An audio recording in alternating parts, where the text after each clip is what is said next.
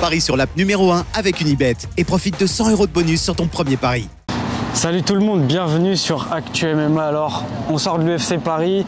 C'était une sacrée soirée, beaucoup d'émotions. Il s'est passé plein de choses et finalement, bilan mitigé parce qu'il y a eu du très bien et il y a eu du cauchemardesque parce que le main event de Benoît Saint-Denis face à Renato Moicano, clairement, je sais pas ce que tu en penses, mais c'est un peu un cauchemar, non? C'est vrai que c'est le point noir et qu'on pourrait retenir cette soirée. Ça entache cette soirée parce que les Français font pas un si mauvais bilan que ça. On est à 6 sur 9. Pour les Français, il y a eu cette défaite de Benoît Saint-Denis, il y a eu cette défaite aussi de Kevin Jousset et de Nora Cornell. On va en parler dans ce podcast. Mais c'est vrai que cette défaite de Benoît Saint-Denis, elle est particulièrement amère. Elle arrive en main event. Les gens étaient hypés pour ce combat, pour cette affiche aussi, pour Benoît Saint-Denis, tu vois, parce que c'est vraiment aujourd'hui de celui qu'on veut voir dans la cage. Et c'est vrai que c'était assez cauchemardesque comme tu dis parce que l'arrêt du médecin qui plus est, il y a toujours un petit goût amer dans ce cas de figure. Ça rappelle un petit peu l'épine de Cédric Doumbé. Donc on reste un peu sur notre faim, mais c'était un très bel événement comme tu le dis, avec une ambiance assez incroyable. Toi tu as fait les 2 premiers UFC Paris, tu as pu comparer l'ambiance aussi. En vrai l'ambiance c'est terrible. Pour moi les 3 UFC c'était incroyable. Au niveau de l'ambiance c'est constant et je pense que les Français ils ont bien compris qu'il y avait quelque chose et à chaque fois ils renouvellent le truc. La Marseillaise avec Morgan Charrière à la fin de son à la fin de son combat, exceptionnel. Tout le monde chante. Enfin, ça c'est un moment iconique. Tu vois, même pour l'UFC, je pense que c'est des images qui vont rester. Et non, c'était exceptionnel. Franchement, grosse ambiance. Il y a eu des moments, le KO de Morgan justement sur Miranda, incroyable. Encore une fois, bonus pour Morgan, bonus pour Fares qui met KO Frévola. Alors ça c'était assez fou, franchement. C'est exceptionnel. Le KO ultra violent, mais ce qu'il fallait aussi à Fares. On reproche beaucoup à Fares de faire des décisions. Là, il a montré aussi qu'il sait mettre des KO, tu vois. Ça savait faire des finishes. C'est vrai qu'il y avait beaucoup d'enjeux dans cette soirée. Il y a eu beaucoup de choses qu'on a appris et maintenant pour le futur aussi de ces combattants-là, de nos combattants français, ça va être intéressant de suivre parce qu'il va y avoir des évolutions. Comme tu dis, Fares avec ce KO qui est aux portes du top 15 et qui va peut-être pouvoir aussi rentrer dans pas très longtemps, avoir un combat contre un gars pourquoi pas du top 15. On sait que Paddy Pimblett est numéro 15. Il y a aussi d'autres noms devant. On peut imaginer une entrée assez rapide pour Fares. Et puis comme tu disais aussi le KO de Morgan Charrière et Fares Diam qui ont été tous les 2 Performance of the Night aussi. C'est ça. Qui repartent avec le bonus. C'est incroyable. Et il y a aussi Gomis qui a fait taire beaucoup de personnes, je pense, beaucoup de critiques parce qu'il se fait critiquer depuis des mois.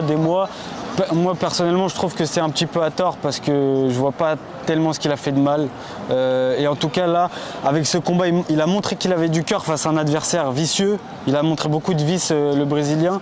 Finalement il s'en sort, il s'était bien préparé comme il l'a dit après son combat en interview. Il s'était bien préparé, il avait préparé cet adversaire, il a montré qu'il avait du cœur. Il gagne, grosse victoire, c'est un combat spectaculaire, c'était une guerre, donc je sais pas ce que tu en penses, mais ça aussi c'était un moment fort pour les Français. C'était un moment fort et il call out Diego Lopez en sortie de victoire, donc ça montre aussi que il est encore là, il a 4-0 à l'UFC mine de rien, William Gomis. Alors il a un style, je comprends que il va souvent la décision, il gagne souvent la décision. Je comprends que les gens puissent moins être attachés à ce style, par exemple qu'un style comme BSD, tu vois, mais ça marche, c'est une technique, c'est la fabrique du MMA Factory depuis des années et il en est l'exemple parfait, j'ai envie de dire. Et William Gomis, mine de rien, il fait son chemin, il fait taire les critiques. C'est assez exceptionnel d'avoir un combattant à 4-0 quand même à l'UFC. Ce n'est pas rien. C'est clair. C'est vraiment c'est exceptionnel. Et puis il y a aussi, pour pas les oublier, Taylor qui a gagné son combat, donc il gagne par décision. Il gagne par décision unanime, ouais. Décision unanime, gros premier round, il touche fort au premier. D'ailleurs, je me suis dit, il va enfin mettre le KO que tout le monde veut voir, etc. Gros travail de démolition. Derrière, l'adversaire s'adapte bien, il revient. Et Taylor aussi qui monte beaucoup de cœur, il se fait toucher, il continue. Et lui-même était content de sa performance. Et lui aussi, du coup, il est sur combien de victoires depuis qu'il est revenu à l'UFC? Alors, il avait regagné cette année.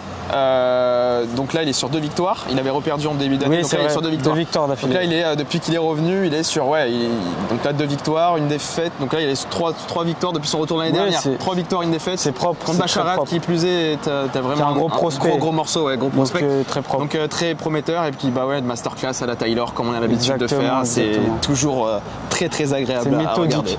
C'est méthodique et je pense que l'UFC, ils ont quand même vu un côté il y avait du spectacle dans ce combat de Tyler, je trouve. Donc, tu vois, ils ont pu voir un côté qu'on n'avait peut-être pas encore vraiment vu. Là, il y a un knockdown au premier, etc. Donc non, belle performance. Il y a aussi Oumar Sy qui confirme, ouais. Mais plus compliqué que ce qu'il nous a habitué. Ouais. Bah ouais, on imaginait que peut-être, on sait qu'il est très fort au sol, qu'il allait amener son adversaire au sol, qu'il allait l'étrangler, le soumettre.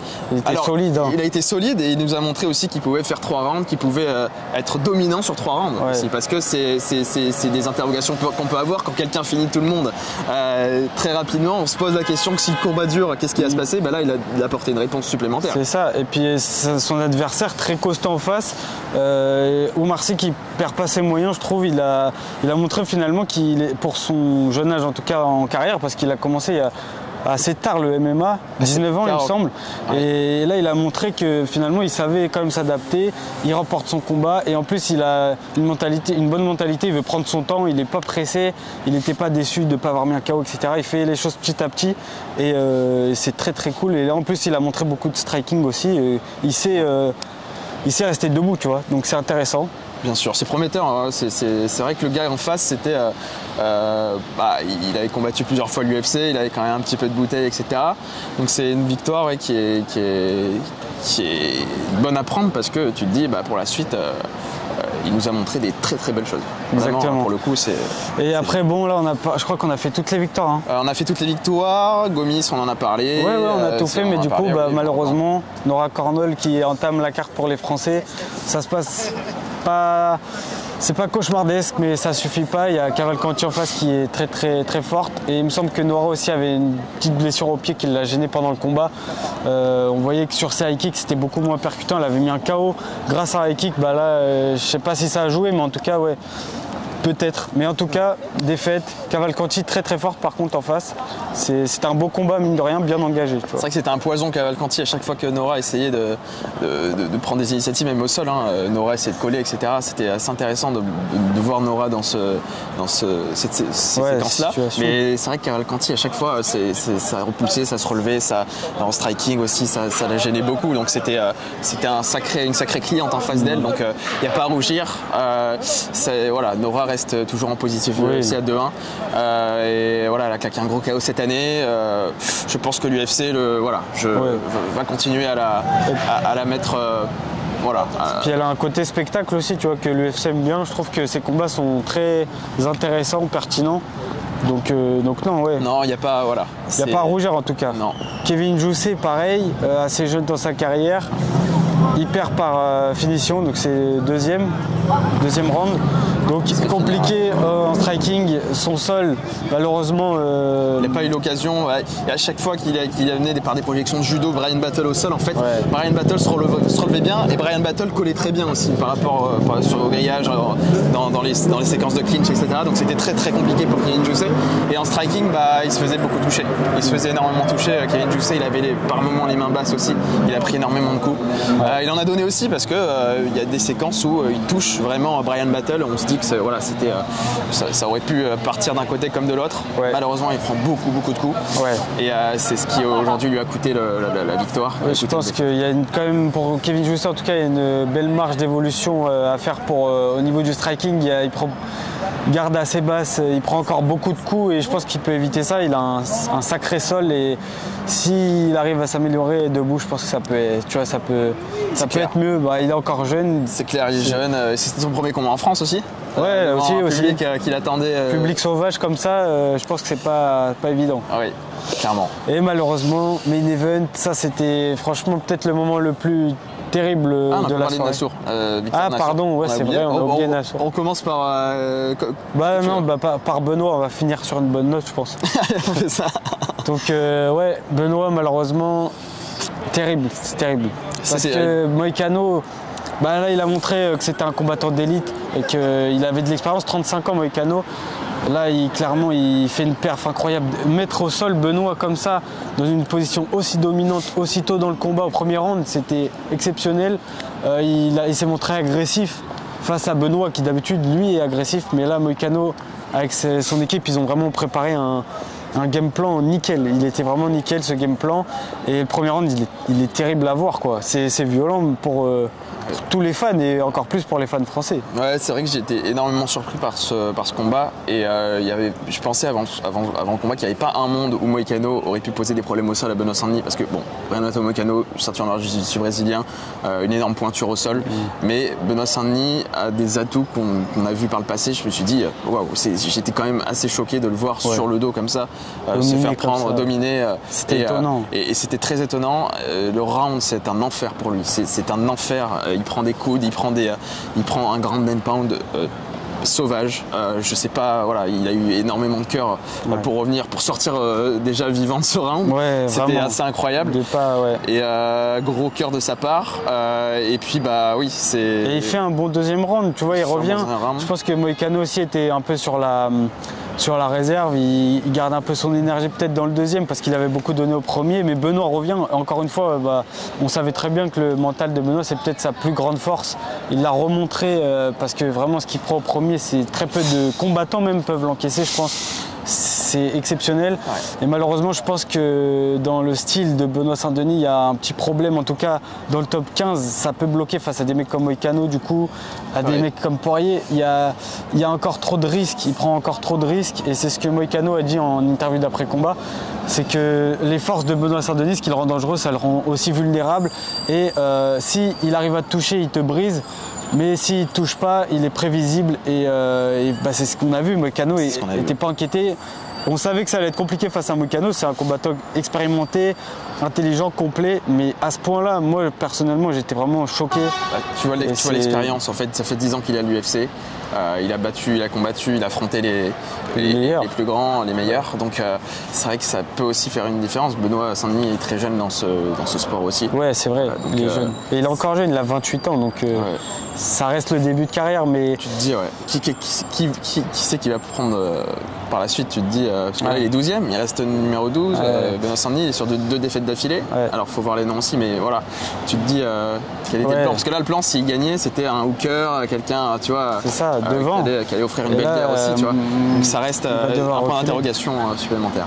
Oui, il va devoir reculer. J'espère que ce ne sera pas un combattant. Je pense à Jalin Turner qui, il me semble, est encore derrière lui au classement. C'est un bourbier, ça, Jalin Turner. C'est clairement un bourbier et j'espère que ce ne sera pas ça. Je pense que là, après cette défaite, il faut peut-être une petite remise en question avec son équipe, voir ce qu'ils peuvent améliorer pour la suite, tu vois, et bien réfléchir, pas se jeter directement, on revient dans l'octogone, on prend n'importe quel adversaire. Je pense qu'il faut vraiment réfléchir et poser les choses, prendre son temps. Il a 28 ans et il prend quand même beaucoup de dégâts dans chacun de ses combats.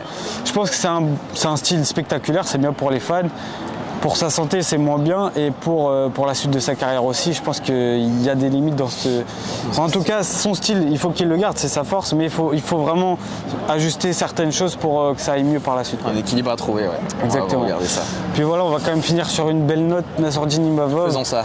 Qui, en vrai, il y a eu pas mal de rounds comme ça, Gomis, etc. Des rounds compliqués pour les Français. Ils reviennent derrière. Donc Nassourdine face à Brendan Allen. Compliqué au début, il se fait amener au sol, il reste au sol, je crois, juste tout le round. Et derrière, il revient bien quand même. C'est vrai que ça m'a fait flipper de voir ce premier round où il se fait vraiment amener au sol et dominer par Allen. Il s'était bien fait tenir, etc. Il n'y avait pas trop de sorties. Je me suis dit, ça va être compliqué si, imagine, le deuxième ou le troisième se passe comme ça. Donc, non, il est bien revenu, grosse force de caractère. À la fin, les tentatives d'amener au sol de takedown de Brendan Allen, il défendait merveilleusement bien. Il a pu faire parler sa boxe. C'est magnifique, ça. C'est magnifique, les défenses qu'il avait.